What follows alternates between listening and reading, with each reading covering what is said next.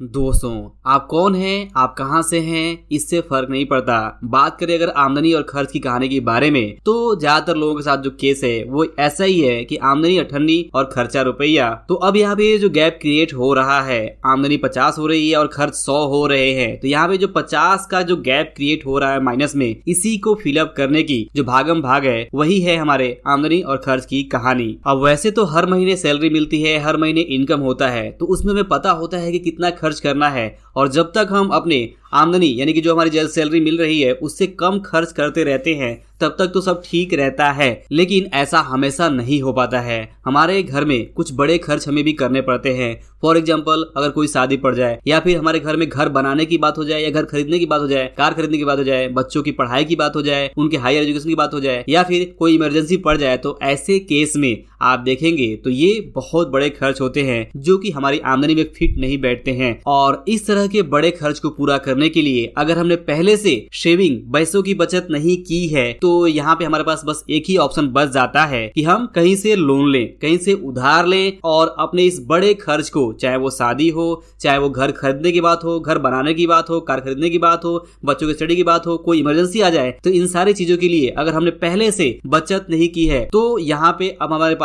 Loan लेने का ही एक ऑप्शन है। हम लोन लेते हैं और बाद में हम उसे EMIs के थ्रू पे करते रहते हैं, और यहाँ से जो हमारे इनकम और जो खर्च का जो बैलेंस है वो काफी गड़बड़ हो जाता है। क्योंकि आमदनी, जैसा मैंने पहले कहा, कि हमेशा सीमित होती है, लेकिन खर्चे दिन बाय दिन बढ़ते चले जाते हैं, और जिस तेजी से खर्च बढ़ते हैं उस तेजी से आमदनी नहीं बढ़ती है। ये दूसरा हकीकत है, जैसा मैंने पहले कहा। तो ये जो बैलेंस गड़बड़ हो गया है कि हमने खर्च ज्यादा कर दिया है, एक बड़ा खर्च कर दिया है, और अब हमारी जो आमदनी है, अब हमारी जो सैलरी है, उसका जो मैक्सिमम हिस्सा है उस बड़े खर्च की EMIs को पे करने में जा रहा है। तो यहीं से जो सारा खेल है वो गड़बड़ हो जाता है। हमारी आमदनी 98 रह जाती है और खर्च हमारा 1 रुपया हो जाता है। तो अब यहाँ पे इस वीडियो के थ्रू मैं आपको यही मैसेज देना चाहता हूँ कि इस तरह के जो बड़े खर्च हैं, इसके लिए अगर आप पहले से प्लान कर लेते हैं, तो आप देखेंगे कि अगर आप पहले से प्लान करते हैं, उसके लिए बचत करते हैं, उसे आप सही ढंग से निवेश करते हैं, तो अगले 2 साल, अगले 5 साल, अगले 10 साल बाद जो बड़े खर्च लगने वाले हैं, उसके लिए अगर आप पहले से फंड रखे हुए हैं और उसको, उस फंड के अंदर ही उस खर्च को आप निपटा दे रहे हैं, तो आपका जो बैलेंस है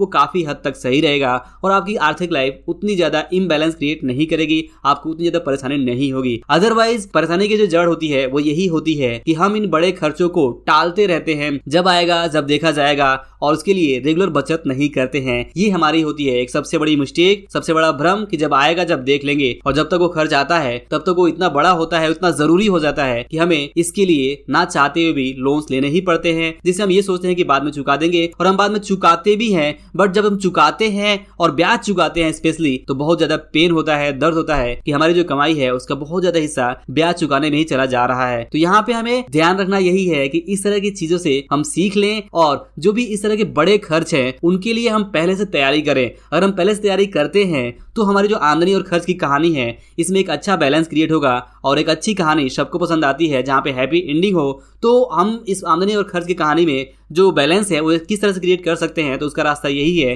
कि हम सबसे पहले तो अपने लाइफ के जो बड़े खर्च हैं इसके लिए प्लान करें, बचत करें, और इसी को कहते हैं फाइनेंशियल प्लानिंग। तो अब आपसे सवाल मेरा ये है कि क्या आप इस तरह के बड़े खर्चों के लिए आपने प्लान बना लिया हुआ है? क्या आप रेगुलर बचत कर रहे हैं? क्या आप अपने आप को इंश्योरेंस के थ्रू प्रोटेक्ट किया हुआ है या नहीं किया हुआ है? अगर आपने नहीं किया हुआ है तो आपको करना ही होगा। अगर आपने फाइनेंशियल प्लानिंग नहीं की है, बड़े खर्चों के बारे में सोचा नहीं है, तो आपको सोचना ही होगा, और सोच के आपको रेगुलर डिसिप्लिन तरीके से बचत करना ही होगा। अदरवाइज आपके पास ऑप्शन नहीं रहेगा, और अंत में आपको लोन्स लेना ही पड़ेगा, और बाद में आप लोन्स के ट्रैप में आ सकते हैं। और फिर आपको याद आएगा कि ऐसी चीज जो आपको पहले मालूम थी कि ऐसा कुछ होने वाला है, और ना चाहते हुए आपको लोन लेना पड़ेगा और बाद में ब्याज चुकाना पड़ेगा, जो कि काफी पेनफुल है। तो इस दर्द से अगर आप दूर रहना चाहते हैं तो आपको पहले ही इन बड़े खर्चों की प्लानिंग कर लेनी होगी, ताकि आपकी आमदनी और आपके खर्च के बीच में अच्छा बैलेंस क्रिएट हो। तो यही है आमदनी और खर्च की कहानी, कि अगर आप इस कहानी को सही ढंग से अपने साथ लेके चलना चाहते हैं तो आपको इसमें बैलेंस क्रिएट करना होगा, और बैलेंस क्रिएट करने के लिए बहुत जरूरी है कि सबसे पहले तो